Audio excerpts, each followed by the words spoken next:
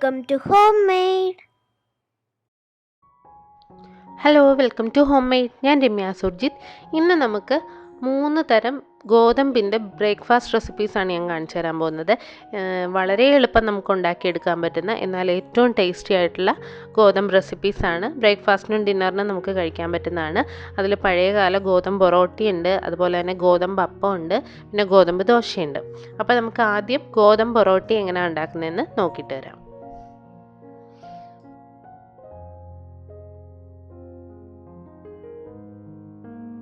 ഇതിന് വേണ്ടി ഞാൻ 2 കപ്പ് ഗോതമ്പ് പൊടി ഒരു വലിയ ബൗളിൽ എടുത്തിട്ടുണ്ട്.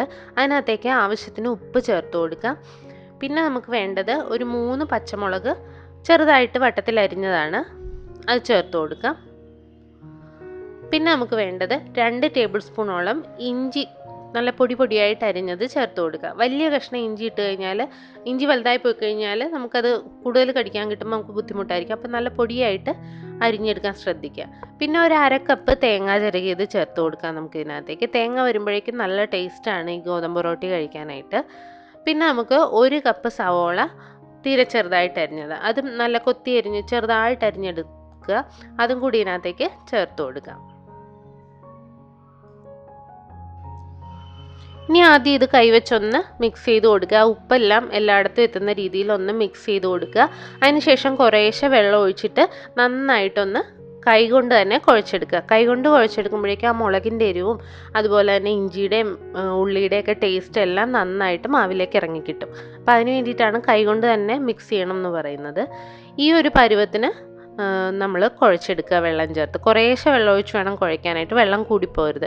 ഇത് നമ്മുടെ ചപ്പാത്തി മാവിനേക്കാൾ കുറച്ചുകൂടെ ലൂസായിട്ട് വരുന്ന രീതിയിൽ ഇതേപോലെ കുഴച്ചെടുക്കുക. ഇത് നമുക്ക് ഇലയിൽ വെച്ച് പരത്തിയെടുക്കേണ്ടതാണ്.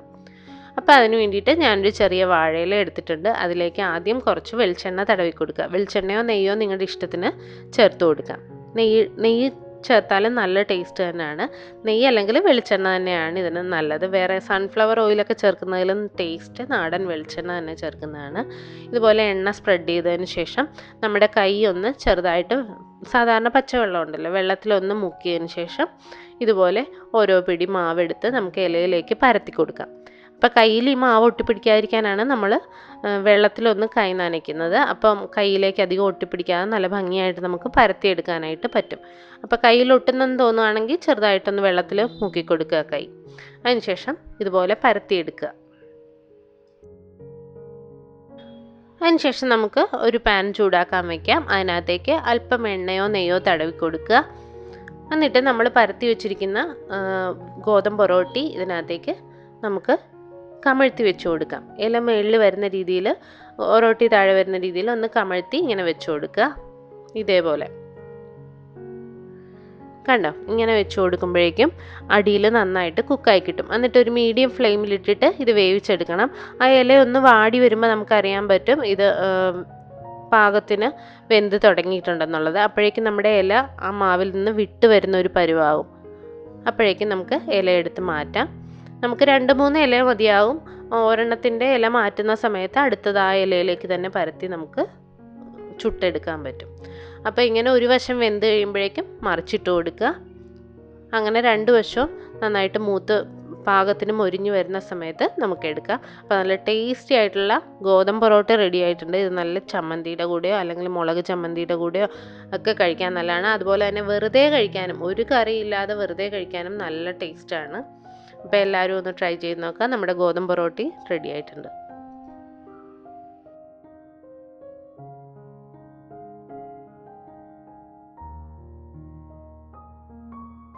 ഇനി അടുത്തത് ഗോതമ്പപ്പമാണ്. നമ്മൾ അരി വെച്ചുണ്ടാക്കുന്ന അപ്പത്തേക്കാൾ നല്ല സോഫ്റ്റുമാണ്, നല്ല ടേസ്റ്റി ആയിട്ടുള്ള ഗോതമ്പപ്പം എങ്ങനെയാണ് ഉണ്ടാക്കുന്നതെന്ന് നോക്കാം. ഇത് മുട്ടക്കറി, അതേപോലെ തന്നെ ഉരുളക്കിഴങ്ങ് കറി, ഇതിൻ്റെയൊക്കെ കൂടെ ഭയങ്കര ടേസ്റ്റാണ് കഴിക്കാനായിട്ട്.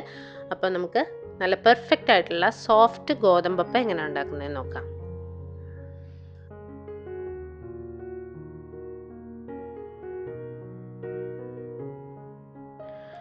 ആദ്യം നമുക്ക് അപ്പത്തിന് വേണ്ട ഈസ്റ്റ് ഒന്ന് പുളിക്കാനായിട്ട് വെക്കണം. അതിന് വേണ്ടിയിട്ട് 1/2 കപ്പ് ചെറു ചൂടുവെള്ളം എടുത്തിട്ടുണ്ട്.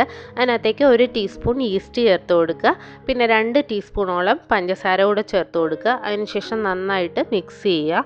മിക്സ് ചെയ്തതിന് ശേഷം ഒരു 10-15 മിനിറ്റ് വെച്ചേക്കുമ്പോഴേക്കും നന്നായിട്ടിത് പുളിച്ച് പൊങ്ങി വരും.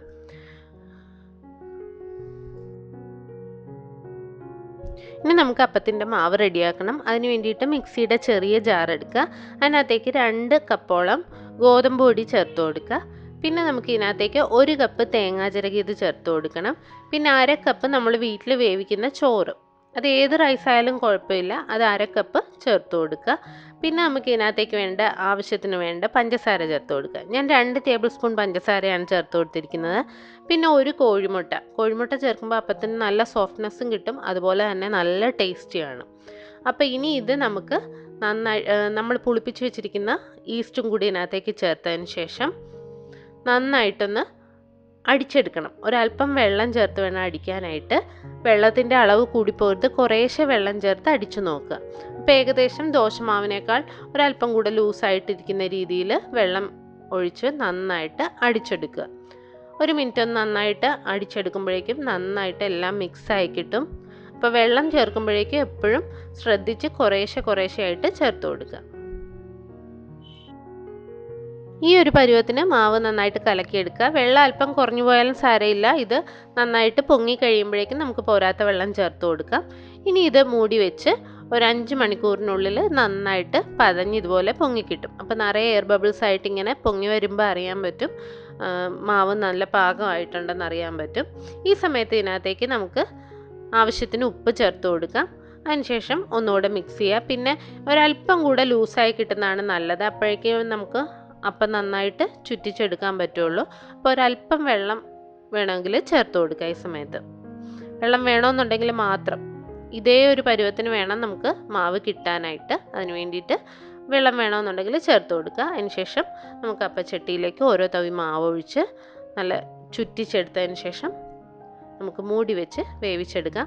നല്ല സോഫ്റ്റും അതുപോലെ തന്നെ ക്രിസ്പി ആയിട്ട് നിറയെ ഹോൾസൊക്കെയുള്ള നല്ല പെർഫെക്റ്റ് ആയിട്ടുള്ള ഗോതമ്പപ്പം ഇവിടെ റെഡി ആയിട്ടുണ്ട്. എല്ലാവർക്കും ഇഷ്ടപ്പെടും, ട്രൈ ചെയ്ത് നോക്കാം. ഇനി അടുത്തത് ഗോതമ്പ് ദോശയാണ്. നല്ല ടേസ്റ്റി ആയിട്ടുള്ള ഗോതമ്പ് ദോശയാണ്. അപ്പോൾ ഇതെങ്ങനെയാണ് ഉണ്ടാക്കുന്നതെന്ന് നമുക്ക് നോക്കിയിട്ട് വരാം.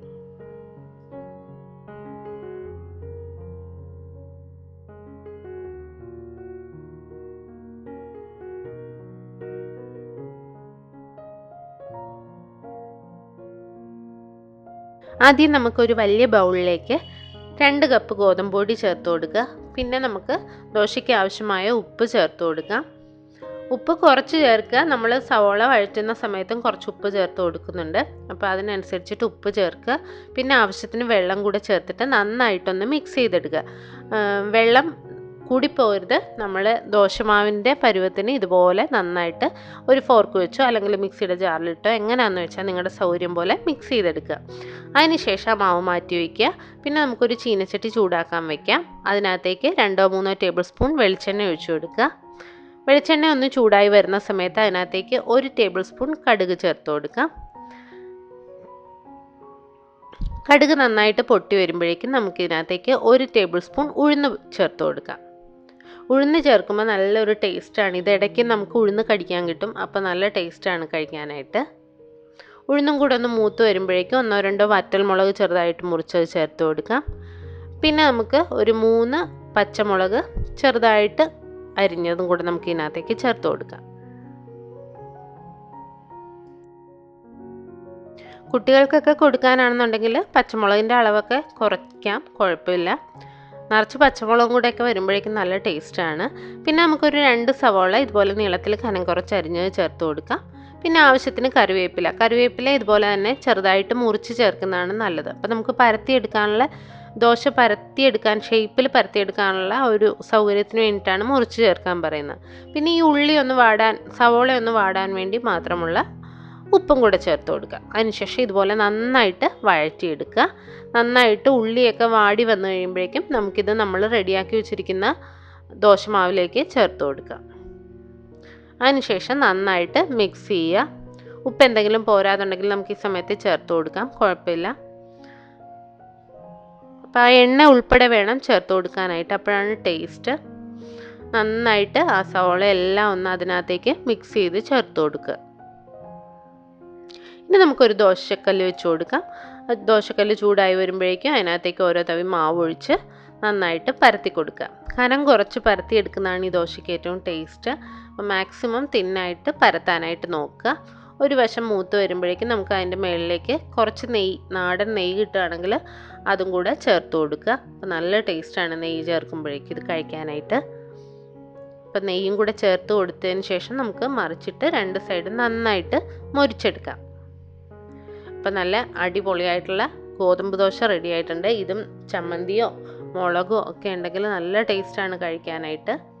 അപ്പോൾ 3 തരം ഗോതമ്പ് ദോശയും അതുപോലെ ഗോതമ്പ് പൊറോട്ടി, ഗോതമ്പപ്പം, അങ്ങനെ 3 തരം ഗോതമ്പിൻ്റെ ബ്രേക്ക്ഫാസ്റ്റ് റെസിപ്പീസ് നിങ്ങൾക്ക് ഇഷ്ടപ്പെട്ട് കാണുമെന്ന് പ്രതീക്ഷിക്കുന്നു.